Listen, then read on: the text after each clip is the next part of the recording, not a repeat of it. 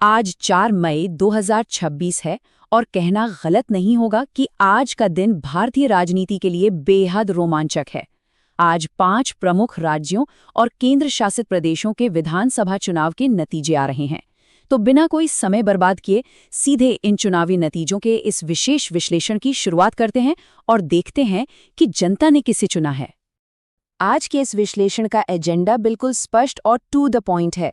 सबसे पहले बात होगी पश्चिम बंगाल के जनादेश की, फिर चलेंगे तमिलनाडु जहां एक नया उदय देखने को मिल रहा है, उसके बाद असम में एनडीए की स्थिति, फिर केरला और पुडुचेरी के अहम आंकड़े और अंत में प्रतियोगी परीक्षाओं की तैयारी करने वालों के लिए एक मास्टर सारांश। तो चलिए सबसे पहले बात करते हैं पश्चिम बंगाल के जनादेश की।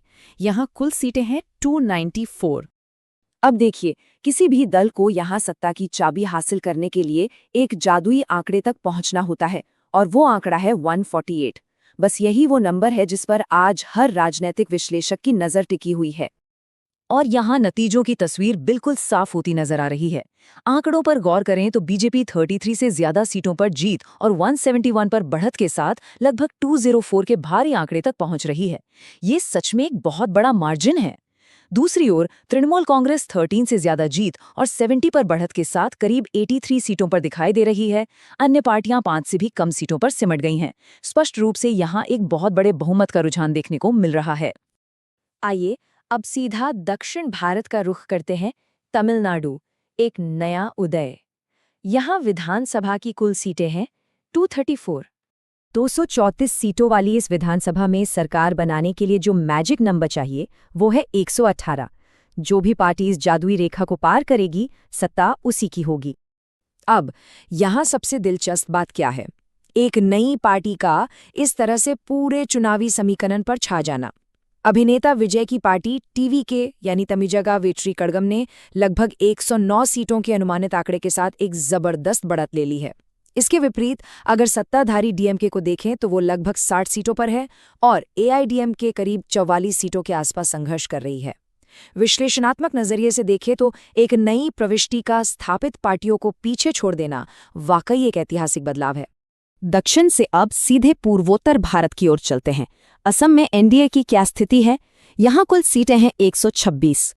असम का गणित बहुत ही सीधा और सुलझा हुआ है। 126 सीटों के सदन में सरकार बनाने के लिए 64 का बहुमत पार करना जरूरी है। और रुझान बता रहे हैं कि सत्तारूढ़ एनडीए गठबंधन ने यहाँ एक विशाल अंतर बना लिया है। बीजेपी और उसके सहयोगी दल 37 से ज्यादा जीत और 65 रुझानों के साथ कुल मिलाकर लगभग 102 सीटों का एक बहुत बड़ा आंकड़ा छू रहे हैं। वहीं कांग्रेस गठबंधन केवल 15 से 20 सीटों पर ही बढ़त बनाए हुए है। ये डेटा साफ तौर पर दिखाता है कि एनडीए लगातार तीसरी बार स्पष्ट बहुमत के साथ सरकार बनाने जा रहा है। अब नजर डालते हैं आज के अंतिम 2 प्रमुख क्षेत्रों पर, केरल और पुडुचेरी। दक्षिणी जनादेश की ट्रैकिंग। केरल में एक बहुत बड़ा संख्यात्मक बदलाव देखने को मिल रहा है। 140 सीटों वाली इस विधानसभा में बहुमत का आंकड़ा 71 है। यहाँ कांग्रेस के नेतृत्व वाला यूडीएफ गठबंधन लगभग 97 सीटों के साथ एक भारी जीत की ओर बढ़ रहा है। दिलचस्प बात यह है कि सत्ताधारी एलडीएफ की सीटें घटकर लगभग 35 तक सीमित होती दिख रही हैं, जबकि एनडीए 3 सीटों पर बढ़त बनाए हुए है। ये केरल के चुनावी इतिहास का एक बहुत ही महत्वपूर्ण फेरबदल है। और बात करें पुडुचेरी की तो यहाँ के रुझान भी बेहद तेज हैं। 30 सीटों वाली इस छोटी लेकिन अहम विधानसभा में बहुमत के लिए सिर्फ 16 सीटें चाहिए। एनडीए गठबंधन, जिसमें एआईएनआरसी और बीजेपी शामिल है, पहले ही 8 से अधिक सीटों पर जीत दर्ज कर चुका है और बड़ी ही तेजी से बहुमत के जादुई आंकड़े के एकदम करीब पहुंच रहा है। आइए अब इन सारे जटिल आंकड़ों को एक साथ समेटते हैं। प्रतियोगी परीक्षाओं की तैयारी करने वालों के लिए ये एक मास्टर डेटा ओवरव्यू है। अगर आज के पूरे दिन के नतीजों का एक स्क्रीनशॉट लेना हो तो बस इस टेबल को देखिए। सब कुछ बिल्कुल साफ है। पश्चिम बंगाल की 294 सीटों में बीजेपी बहुमत के पार है। तमिलनाडु की 234 सीटों में टीवीके ने बड़ी बढ़त बनाई है।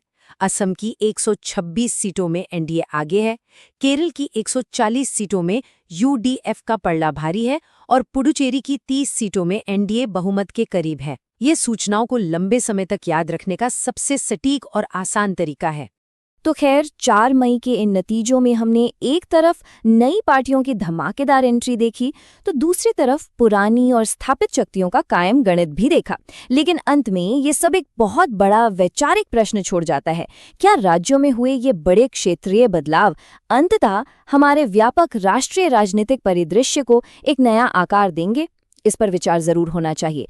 आज के इस विश्लेषण में बस इतना ही। स्पष्टता के साथ राजनीतिक आंकड़ों को समझने की ये प्रक्रिया आगे भी